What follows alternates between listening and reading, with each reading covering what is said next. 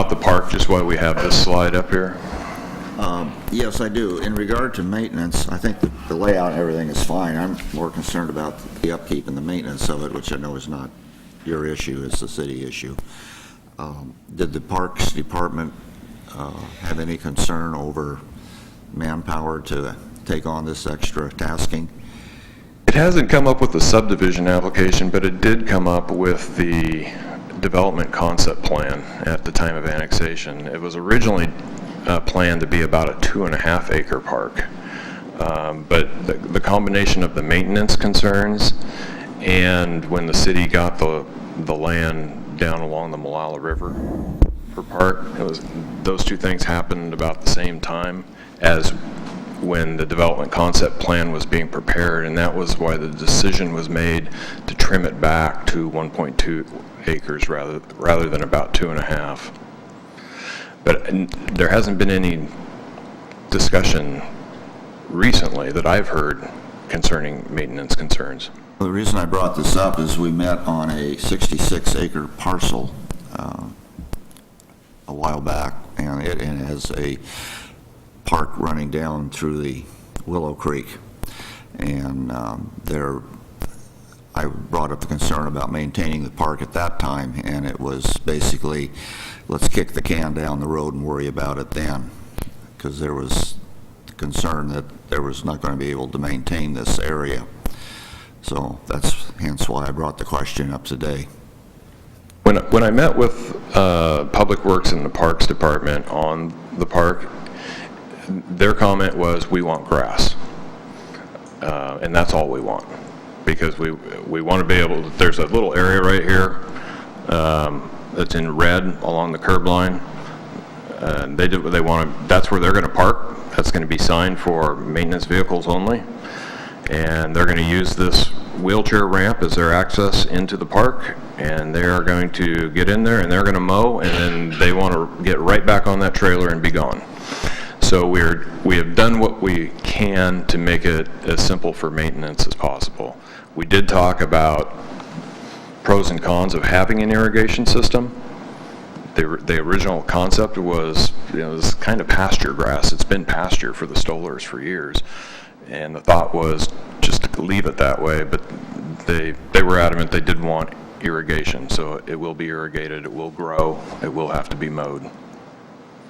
Second part of my question is, Pat, we identify a drinking fountain right here and a sign over here. This little area here, do you happen to know what that might be? Garbage can.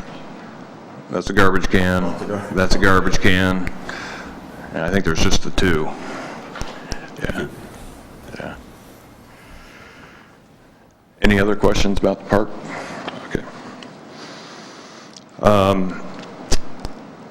Next slide, please, Brian. As Brian mentioned, he called it a retaining wall. It's not retaining anything, but there is a wall that's planned to be built along 13th Avenue. And the idea was that there's 105 lots. Let's create something nice along 13th Avenue, create a nice frontage. So the plan is to build a wall along there, along the frontage of the development. This is located across from Ackerman, and although the wall is what we intend to build, the rest of the landscaping isn't reflective of what the plan is here. Next slide, please, Brian. The plan along here is to do, as Brian said, something a little more interesting than just a straight sidewalk. The plan is to have a meandering sidewalk. What complicated it a little bit is Canby Utility wants to run some major power lines down 13th Avenue, and there's some plans for some vaults. There's one right here that's going to be about a 9.5 foot by 11.5 foot vault, and it's below ground, but it's difficult to put street trees and street lights or anything else around the vault. There'll be a few others spaced along here as well at this location and at this location. So we put this master plan together. Canby Utility was gracious enough to design the utility plan for this whole area ahead of time. We've laid out street lights, fire hydrants, vaults, street trees, and the plan is to have a sidewalk along 13th Avenue that for most of the way it's going to be 4.5 feet off the curb, but in places it's going to swing about another 4 feet away and be within 2 feet of this wall. Like in this location here, there'll be a wall on the property line, and you can see that that sidewalk is moved tight to the wall. So we'd push it back so there'd be 2 feet of landscaping between the wall and the sidewalk, and then about an 8-foot wide planter strip. This is going to be a gateway into this part of Canby, and we wanted to make it interesting and you know, something that would really benefit this part of town.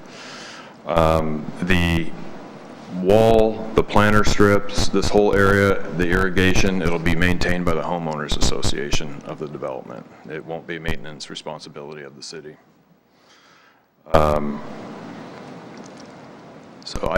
Next slide, please, Brian. Okay, so I believe I've covered everything that I want to. I'll be happy to answer any questions. I just want to close by stating that we agree with the changes to the conditions of approval that Brian mentioned in his staff report. We have no other concerns with the conditions. Regarding your question, Chair Savory, on that spur line, the spur line it's not adjacent to this site, it's actually across the logging road trail. And I don't know that we can do anything along the logging road trail to keep people from trespassing into that area. It is located in the corner of the site where the park is, so I think the park kind of provides a natural buffer for noise that might be coming from there. It certainly won't be hidden. You know, I think everyone's there. If you go out on this site, that bridge is obvious to you from anywhere out in that area. It's not going to be hidden, and if anyone looking for homes out in this area, they're going to know that bridge is there for a reason. If they go over the bridge, they'll see the rail line that runs under it. As Brian mentioned, there's very few trips per day or per week by the trains on that spur line. I don't think we're going to hide anything from people looking to buy homes. I don't think a condition of approval is warranted, but if you feel one is, then... I get the sense that it's the railroad company was just engaging in a little bit of, you know, preemptive covering of their posterior. I would agree. So I'd be happy to answer any questions you have. Has there been any issue of noise from the gun club? You can hear it. I'm sure you can. I live on the north side of town, so I know those people are going to hear it. So, I mean, there's subdivisions that are encroaching closer and closer to the gun club at all the time, and I know people can hear it, but when you live in a neighborhood, there's a certain amount of noise that comes with the neighborhood. But as developments get closer and closer to the logging road trail, that noise is going to become a little bit louder. Have I heard any issues? I haven't heard any issues. I've heard people mention that they can hear it, and certainly the folks who live out on here have heard it for years. Again, I haven't heard any concerns beyond people mentioning that they can hear it. So as I've stated in some of my previous meetings in regard to noise, we go out and they build an airport way out in the country, then we build a city around it, and then everybody complains and wants the airport shut down. So I don't want to see that happen to the gun club. Not that it's your issue, but... I would agree. I would hate to see, people start asking for the gun club to be shut down because they've moved into this neighborhood. It's I would be surprised if it were that big of an issue out here, but I've been surprised before. So I haven't heard of it being an issue, but I think as we get closer to Sequoia Parkway, it's likely to become probably more significant. Well, we met on another while back on another issue of where there was going to be noise related to the railroad, and I think we had addressed that we would like to see it brought up to the people that, so that they're aware of that there is a gun club less than a mile away, and don't be surprised. But again, that's up to the developer or the real estate agents. Okay. Well, our real estate agent is here this evening, so he's heard what you've had to say concerning that. And Thank you. Any more questions for Pat? You got them all. Thanks, Pat. thank you. Are there any other proponents that would like to speak? Hearing none. Are there any opponents? Any people that consider themselves neutral but would like to voice an opinion? Come forward, state your name and address. Excuse me, Bev Doolittle, 1230 Northeast 12th Way here in Canby. And basically, I just have some questions, just for clarification. I don't have any pros or cons at all. Brian, this is probably for you. The pump station that's being built, is that a project off the URD plan that's been there for years? Part of the city's capital improvement plan. It's part of the sanitary sewer master plan, which is actually a dated plan, but so it's been in the adopted plans for quite some time. But is it a URD project? Do you know that? And I believe that the pump station itself is being funded from system development charges, although I think there is a sanitary sewer line along Southeast 13th that is going to be financed through an advanced financing district. So I don't think it's a URD project. Okay. Could you go to the slide that's the park? Okay. Along the logging road area, there's a big strip of white before you get into the green. Is that a level walking straight onto the logging road? Is there going to be a fence running back along the backside so there's no access from the park over to the logging road except for the one entrance? You talking about right here? Up further, this right there. Yes. Is that a sidewalk? Is there a fence on the park side of it? Is it open level so that you could walk from the park to that sidewalk over to the logging road?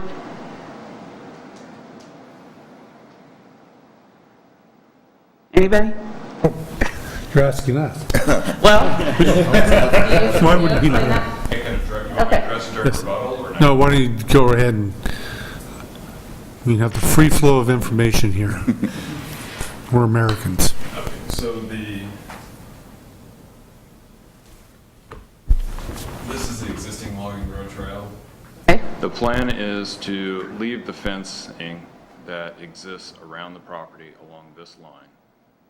There's a bit of a slope here and a bit of a drainage area that runs back through a culvert here. And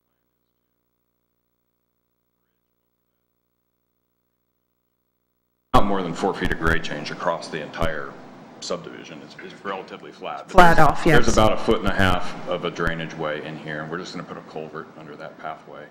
The idea is to restrict people going back and forth between the logging road trail and the street to this one point. So there'll be opening in the fence at this location. The school district owns the pathway on the north. They do not want access from the lots or the park Into to their the school property. district property. So this will be the only way in and out of the park to the logging road trail. And what is the fence that's there now? Do you know that? It is, I believe it's wire Okay. fence. Okay. I just had some concerns, didn't know what that was, if it was going to be a fence there, if we're looking at opportunity for vandalism, tagging, that kind of stuff. Not that that happens in Canby, but, you know, I just wanted Yeah, to never. say if there was a question there, or define what that white area was. So that's all I have. Okay, thank you very much. Thank you. Any other people that would like to speak from a neutral position? Okay. Here's one more. Oh, if you come, state your name and address, please.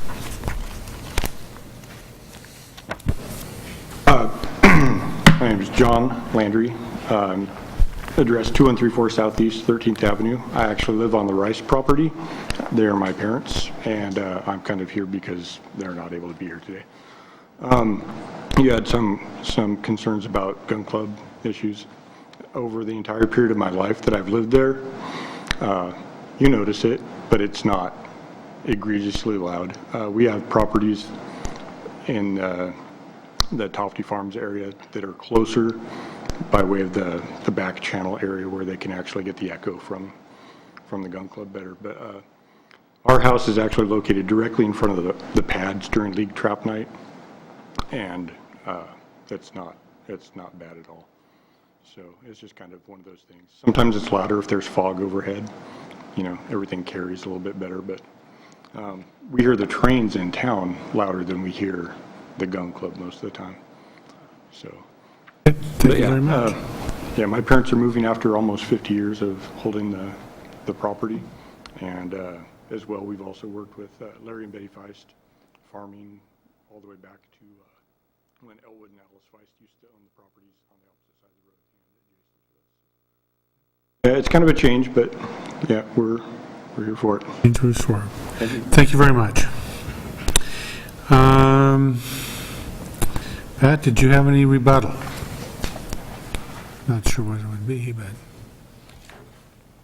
Not rebuttal so much, but I was asked just to make a clarification. We discussed possibly a new condition of approval concerning the pump station and occupancy or building of the homes. We just wanted to make it clear that what we'd like to have is be able to build homes up to the point of occupancy until the pump station is complete. And obviously occupancy of the homes would be dependent upon having a working pump station for the sanitary sewer to drain to.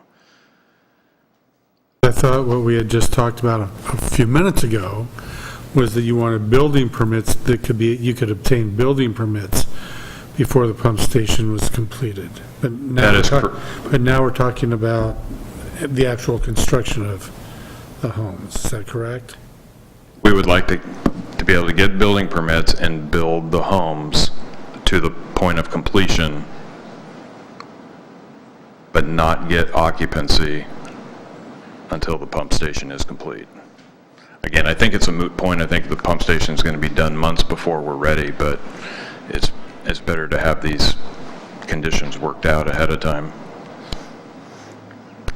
And also, Brian, we talked about there are 3 tax lots, and we'd like to be able to get up to 3 model homes. I don't know if that is something that needs to be in a condition of approval I think or that's it's worth standard discussing practice. in deliberations, the model homes. Okay, those are the only clarifications I wanted to make. Okay. Thanks, Pat. Any more? Well, that's it. Okay, so I'm going to close the public testimony.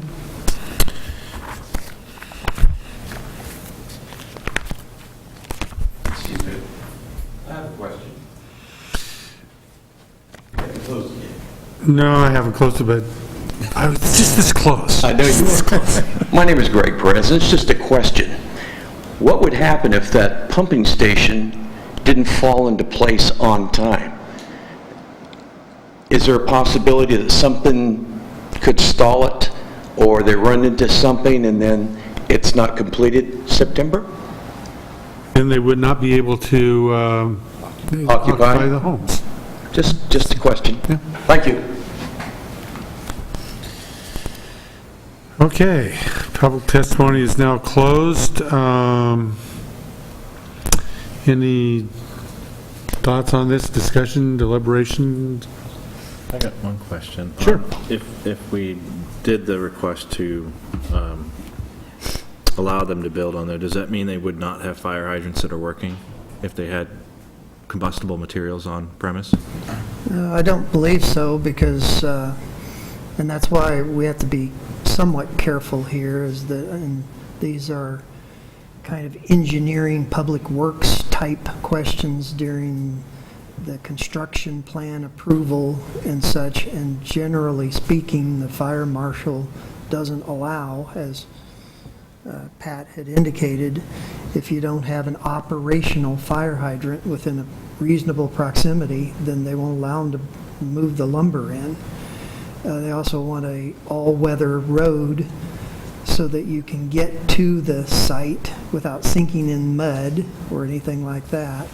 That's generally meant a paved street, but I think there's been a couple occasions where they've actually accepted a packed-down gravel roadway for a short distance in order to satisfy that requirement.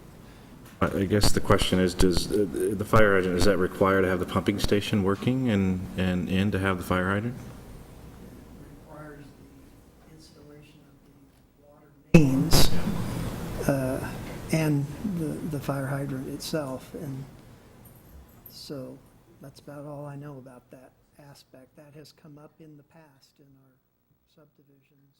In Dinsmore, too, it actually came up related to their model home. But they kind of made it sound like it was tied together, so that's why. I think Clarification. Chris, who works for the fire department, I'm not the fire marshal by any means, but I can tell you that there has to be functioning fire hydrants on site, or they can stop. They just did that locally. Yeah. Your mic's not on. Thanks. But just real clear, like, the question was, is that related to the pumping station? It made it sound like that was related with the two. Just the water main. You would have working hydrants before you start building. Yeah. They want to protect their Not investment, tied to the right? pumping station. Yeah. Okay. any other questions, comments? So I might make a comment on the additional condition. Our code doesn't address model homes, and they've mentioned a desire for model homes. I hadn't heard that until I talked to them in the audience tonight. We've had two instances where there's been a request for model homes, and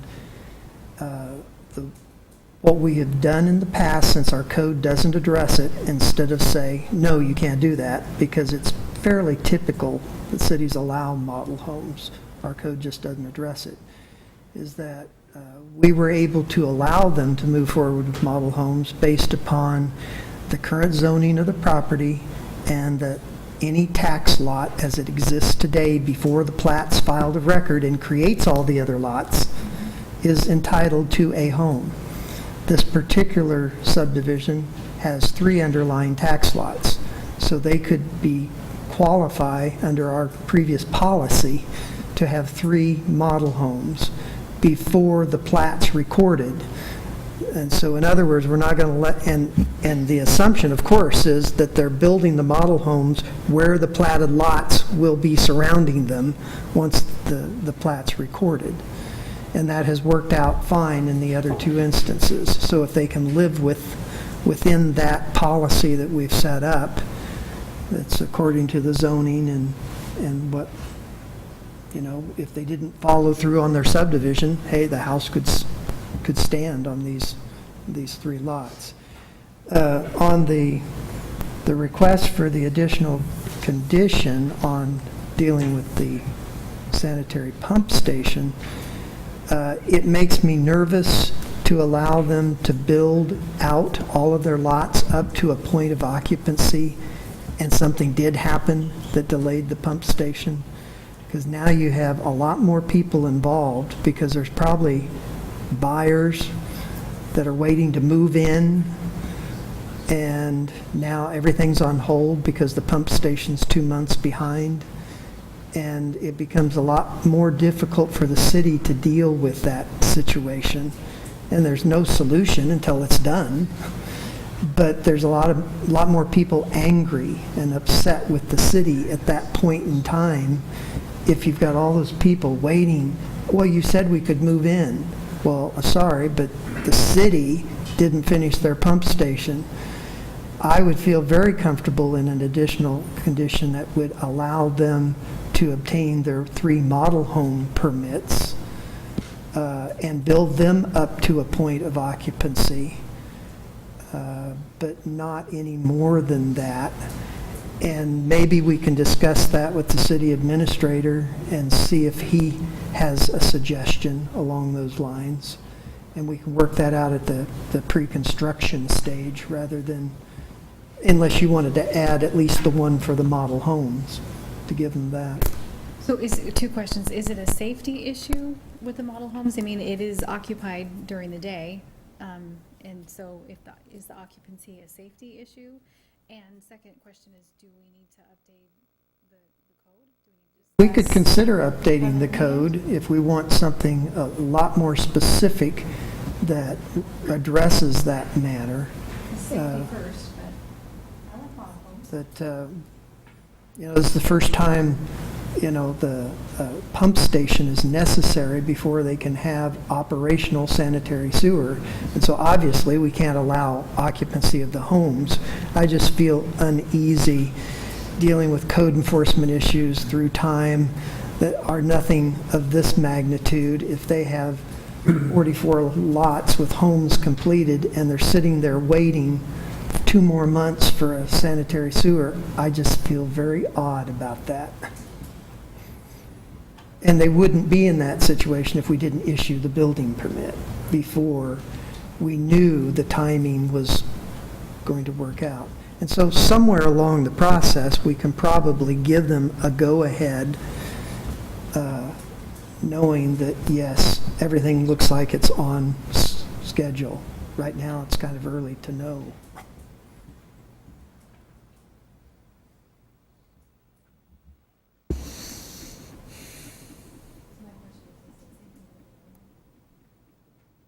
Is it safety related? Is it a safety hazard to have it occupied? To have- pump to- station in place? 'Cause To have the homes built, you mean without the pump station? to in have place? model homes built with people Well, I guess, occupying them and selling homes, being in there, if it's a safety issue, then that's not a good thing. yeah, I don't know. I mean, if they're trying to market the rest of the lots and/or homes, if we allowed them to be built, and there's no operational restroom in the model home,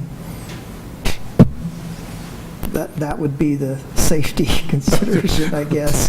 So Beyond safety. I imagine they can fix that with a porta potty outside the model home. That may not be what they're looking for either. Well,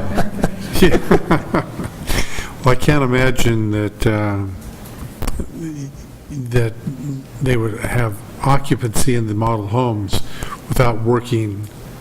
Right. I'm not, and see, again, we have control over not allowing the occupancy. I'm concerned about having completed homes, numerous completed homes. The model homes are not going to be sold immediately.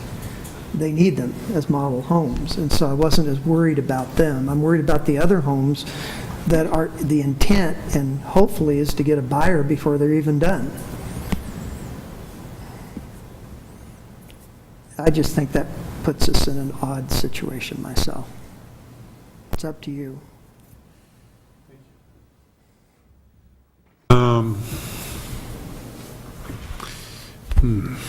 Any thoughts on that?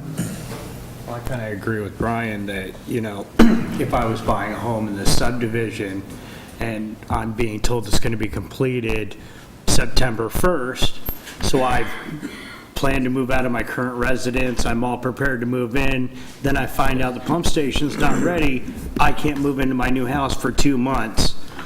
I'm going to be blaming the city for not getting their pump station done, not necessarily the developer for it not being completed. So, Homes being built, I just don't, just want to make sure everything's safe and Yeah, I think the model homes are fine. I don't think it's a It's safety. the homes that will be sold, the lots that'll be sold being constructed pre that pump station that becomes a concern. The model homes, it's to look at, and then you're gonna pick your finishes based off of those model homes and then start your process. Those won't be sold till the end, in most cases. Well, I think you're going to get that opportunity right now. So you want to move forward. The hydrants, the water will be there. If there's a fire, it can be put out. It's just sanitary issues, right? You could bring a porta potty on site if you needed to. Worst case scenario. Yeah, we're kind of confusing two separate issues. The pump station is just for the sanitary sewer. It's got nothing to do with the water system at all. We're not planning on building homes or getting any building permits until the on-site sanitary system is done, the on-site water system is completed, and fire hydrants are there, and there's water available to pump fires, or to fight fires. As Brian said, I don't even think we'd be looking for building permits until the roads are paved. But I think what they'd like to do is probably start construction on maybe 3 model homes near 13th Avenue, where they could get to while the subdivision construction is still going on, but they can access these lots near 13th Avenue for model homes from 13th Avenue.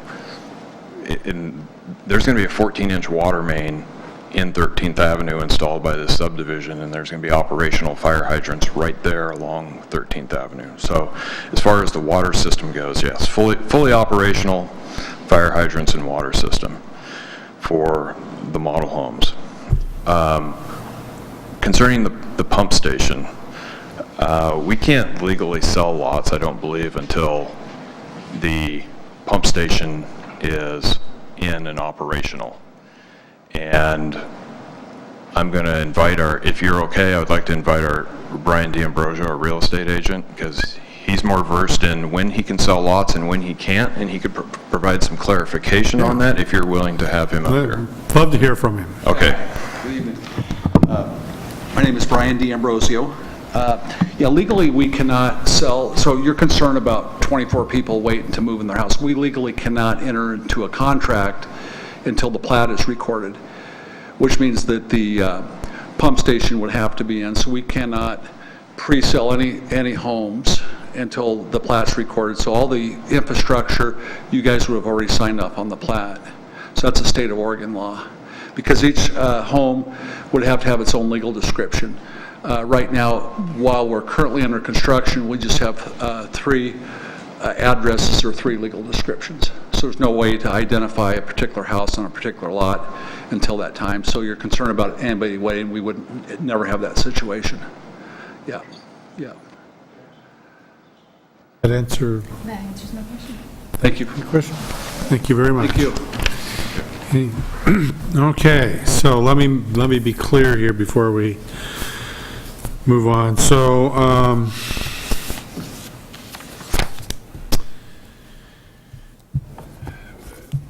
we want to, in no particular order, on condition number 42. So it says, per the Canby Public Works design standards, minimum residential widths at the inside edge of the sidewalk shall be 12 feet, and the maximum residential driveway widths shall be 24 feet with allowed exception for 28 feet for a home with 3 or more garage doors in a row. That's the new wording, correct? Okay. And then, you lost all the paperwork up here. The other part would be that there would be 98 lots would be serviced by 1 point of access, which would be temporary. Is that correct? Okay. And then 3 model homes can be built as long as they conform to current zoning. And was, Brian, with the tax lots, what was the issue with? Well, I think that you're getting back, if you wanted a second condition that clearly allowed the model homes on the three, one on each of the existing tax lots, you could add that condition. But doesn't address this. No, that's a separate issue. Okay. Okay. Building permits and can be obtained, and the homes can be built to the point of completion before the pump station is completed. Does that sound about right as well? I'm getting lost in all of the changes here. Sorry, man. I don't write all that fast.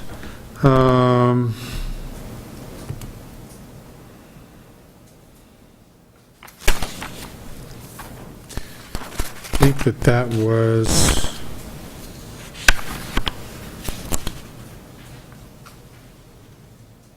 on condition 28.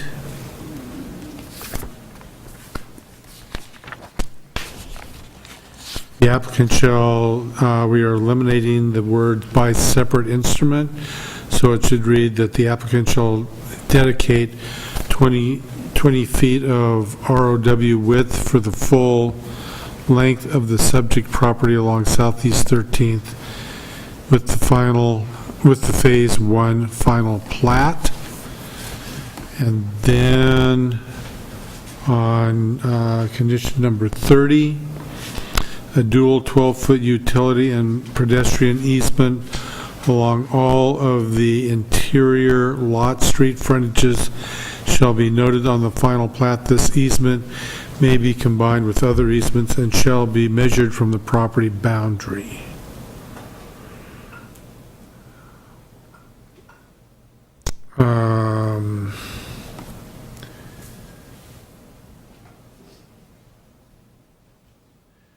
Then we have to approve separately, or can we do it all at once? The finding to approve the 10 proposed lots above the maximum lot size. That's really a findings that if you follow staff's recommendation, then We're doing that. acknowledging. Okay. Okay, and then we have the mysterious, not included in our packet, conditions number 42, 43, and 44. I'll read those once again. I agree we should modify the last word garages to read garage doors in a row.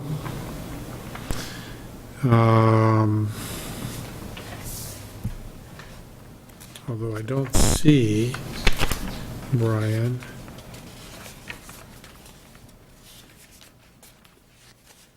'43 and 44, conditions 43 and 44. They're on the Oh, yes, I see them now. I'm sorry. So 43 was sidewalks and planter strips shall be constructed by the home builder as shown on the approved tentative plat. And 44, all usual system development fees shall be collected with each home within this development, except as otherwise indicated within the park land dedication and improvement agreement associated with this division. Did I get it all? I don't think you mentioned the revision to condition 14, which is the traffic study that would be required. Condition 14, the county is expected to require an all-way stop at the nearby Sequoia Parkway and Southeast 13th Avenue intersection as a condition of approval of this subdivision. Actually have a revised one on that sheet that I hand you. Oh, yes, more paperwork. I'll reread that then. Condition 14, as a result of the requirements being made by the county, is proposed the following traffic study condition wording. The applicant shall complete a traffic study focused at the nearby intersection of South Sequoia Parkway and Southeast 13th Avenue to increase the clarity of its multimodal operations by conducting an all-way stop control analysis based on warrants and the unique geometrics of the intersection to arrive at an interim measure to improve safety utilizing the city's standard traffic scoping and study process prior to filing a plat of record for this subdivision. Did I get them all? I will now entertain a motion to approve all of that, which I will not repeat because I can't remember it. So I will entertain such motion. Mr. Chair, I'll make a motion to approve SUV 16-03 Timber Park LLC as presented and amended. Do I have a second? I'll second. All in favor say aye. Aye. Opposed? There you go. Thank you very much for your patience. Okay. We will now move along to the application for, the applicant seeking approval for the former City Hall located at 182 North Holly Street to be nominated to the local Register of Historic Landmarks and apply the historical protection overlay. And that is HD 16-01 Canby City Hall. Once again, I will cruise through this. The matter presently before the hearing body requires a public hearing. All interested persons in attendance shall be heard on the matter. If you wish to testify on this matter, please be prepared to step forward to the microphone at the appropriate time. State your name, mailing address, and interest in the matter. For those people other than the applicant that are interested in testifying as either proponents or opponents, please sign in on the sheet or speak up when we call for testimony. For longer presentations, proponents and opponents may buy time from one another. In so doing, those either in favor or opposed may allocate their time to a spokesperson who will represent the entire group. You may be limited by time for your presentation. Generally, the applicant will have a total of 15 minutes to speak. The proponents will be given 5 minutes each. The opponents will be given 5 minutes each, and those thought to be neutral on the matter will be given 5 minutes each. The applicant will then have 10 minutes for rebuttal. All questions must be directed through the chair. Any evidence to be considered must be submitted to the hearing body for public access and to become a part of the record. All written testimony received, both for and against, prior to the hearing shall be summarized by staff and presented briefly to the hearing body during the staff report. Testimony and evidence must be directed toward the applicable review criteria contained as indicated in the staff report, the comprehensive plan, or the applicable land use regulations which the person believes to apply to the decision. Failure to raise an issue accompanied by statements or evidence sufficient to afford the decision maker and the parties an opportunity to respond to the issue may preclude appeal to the Land Use Board of Appeals based on that issue. Failure of the applicant to raise constitutional or other issues relating to the proposed conditions of approval with sufficient specificity to allow the local government to respond to the issue may preclude an action for damages in circuit court. Everyone present is encouraged to testify, even if it is only to concur with previous testimony. At this time, I would ask that any member of the hearing body who has a conflict of interest to please indicate the nature and extent of the conflict and whether you intend to participate in or abstain from hearing the present matter. I'm a member of the Historical Review Board. I've been involved in this in various meetings, but it will not bias my So you're going to participate? staying, keep my dog in the fight. Okay. Anybody else? Okay. Also, if any member of the hearing body has had any ex parte contact with anyone prior to this hearing, including a visit to the site, please declare the nature and extent of such contact at this time. Well, I think that we've all managed to at least walk by the old City Hall be in the building, pay traffic fines somewhere in there. I know I have. So, is anybody going to recuse themselves from, okay. Does any member of the audience have any questions for any commissioner regarding conflict of interest or ex parte contact? Okay. First, we'll have the staff report, and then questions by the commissioners. Then we will open the public hearing for testimony. The applicant, not more than 15 minutes. Proponents, not more than 5 minutes each. Opponents, not more than 5 minutes each. Neutral parties, not more than 5 minutes each. Rebuttal by the applicant, not more than 10 minutes. At that point, I'll close the public testimony. Then we'll have questions and deliberations, and a decision shall be made.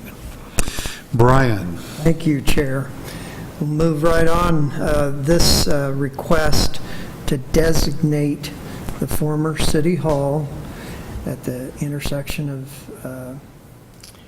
North Holly Street and Northwest 2nd Avenue is to add it to the local register of historic landmarks by designating it a local historic landmark. And in doing so, we also, as a planning commission, you would be recommending to the council that you apply the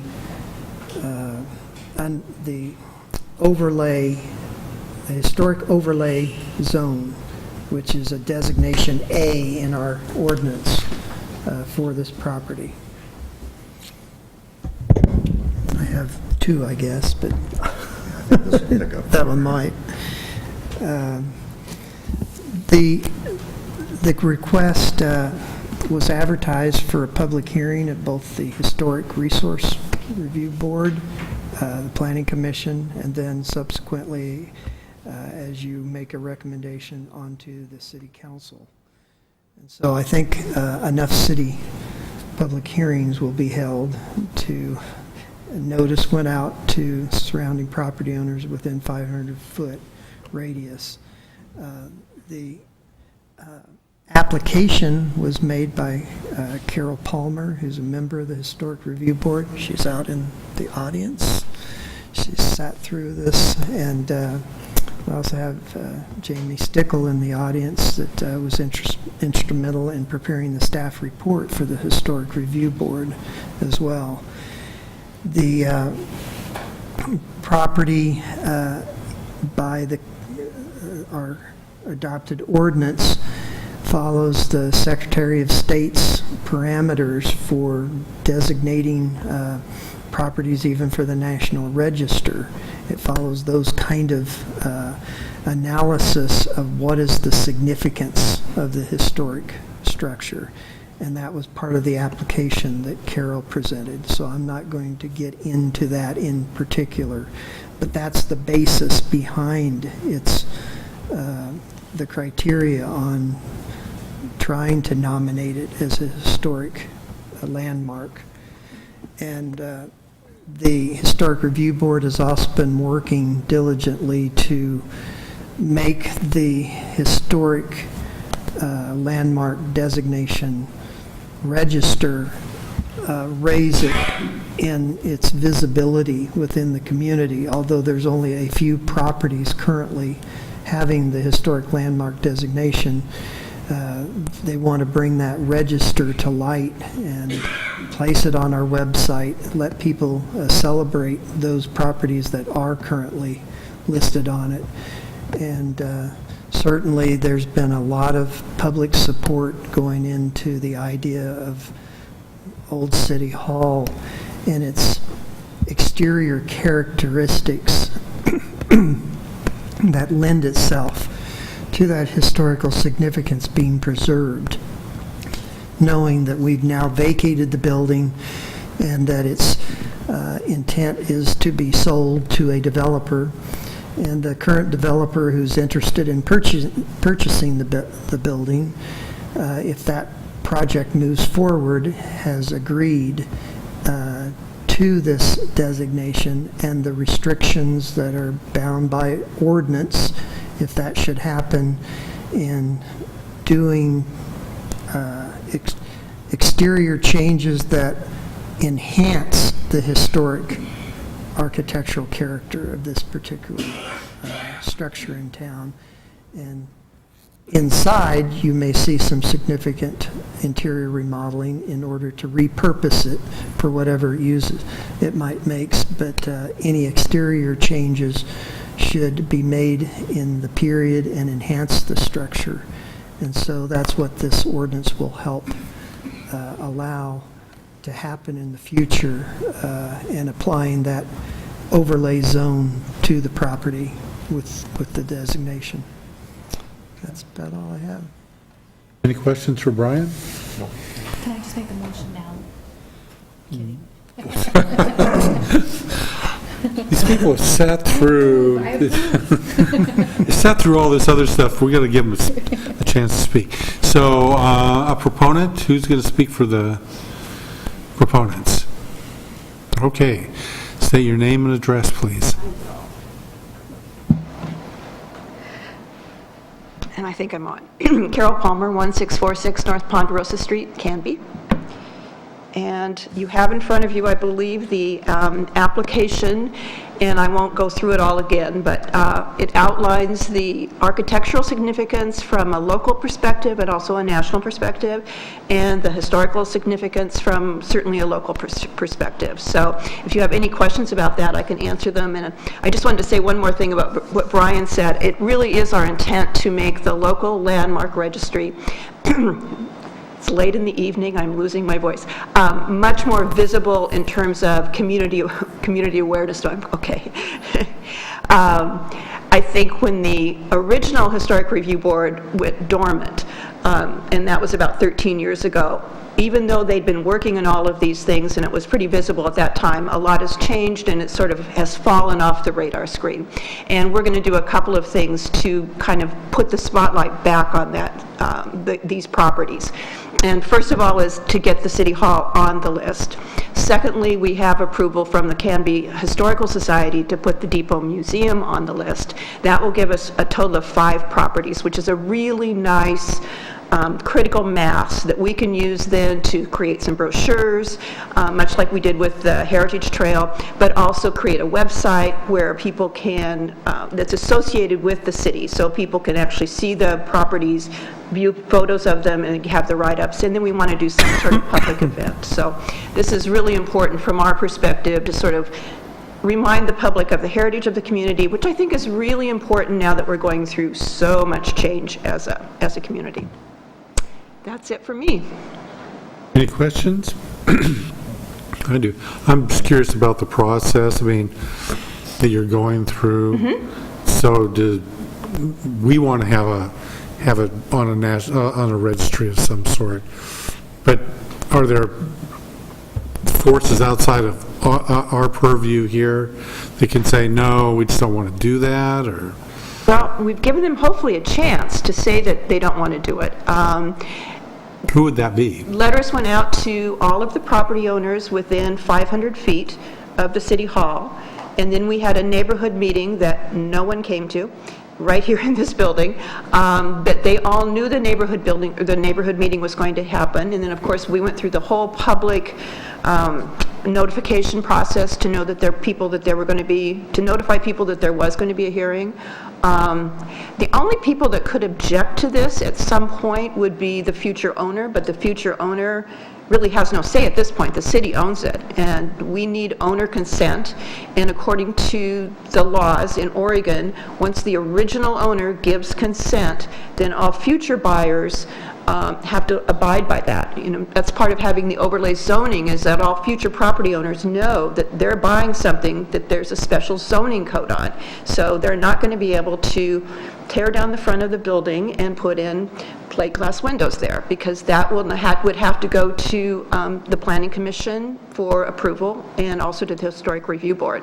And it's not that we would never say, that we would always say no to something like that, but, you know, obviously, yeah, oh, good, okay, we would too. Okay. So is the current building going to be integrated in? I'm sorry, say that again? Is the current building going to be integrated in to the plans that the new owner has? Yes, my understanding. I mean, I don't deal with them directly, but that's my understanding. Yeah, they know what we're doing. I mean, they sat in meetings where we talked about this was the direction we were going to take, so. They're going to build around it or build on top of it, or? It's going to freestanding. Freestanding. Now, you should know, and I don't think this has come up and it isn't mentioned in the application, but this does not cover the council chambers that is in the rear of the building. That was an addition that was done in 1961. That was originally a fire station until 1976. And so that portion really, when it was built, was not integrated well into the original structure, which was built in 1936, 37, so. So it's just the original structure? Just the original structure is staying, exactly. Okay. Any more questions? Any more? Thank you very much. Any other proponents? Any opponents? Anybody that's considered neutral on the issue? Okay. Then we will close the public testimony. Do we need to have any more discussion, or should we move directly to the vote? We will. Okay, so let's have a motion to approve the request for the designation of Canby City Hall at 182 North Holly Street as a local historic landmark, HD 16-01 Canby City Hall. Mr. Chair, I recommend that we approve this designation, or at least put it up for a vote for the Canby City Hall, 182 North Holly Street as a local historic landmark, HD 1601 Canby City Hall. Do I have a second? I second. All in favor say aye. Aye. Opposed? Okay. I see that we have no new business. We'll have the final decisions now, so can we have a motion to approve SUB 16-03 Timber Park? Chair, I'll move. Okay, and Chris seconds it. All in favor say aye. Aye. Opposed? Great. Then can I have a motion to approve HD 16-01 Canby City Hall Local Historic Landmark Designation? So much. Second? Second. All in favor say aye. Aye. Opposed? Okay. Chair, I do have, when you get around to it, the signature pages on the findings. Okay, I can do that. Items of interest from the staff, so Brian?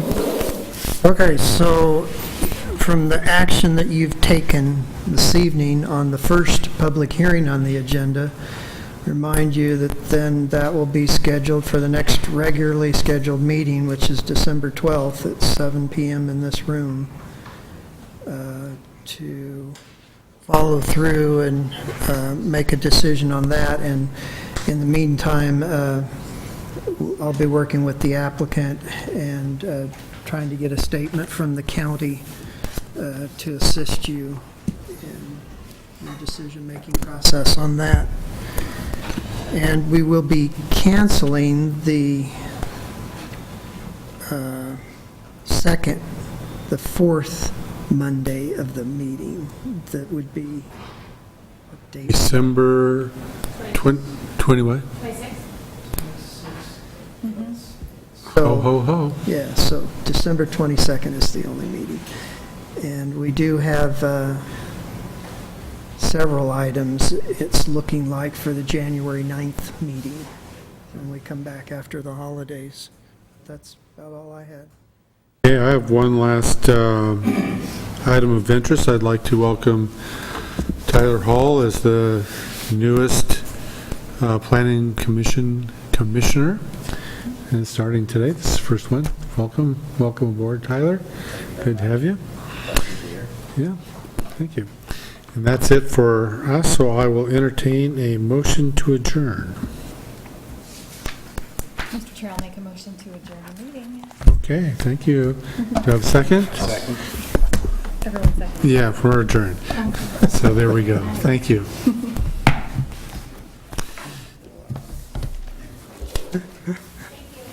Oh, you're welcome. Thank you. Oops.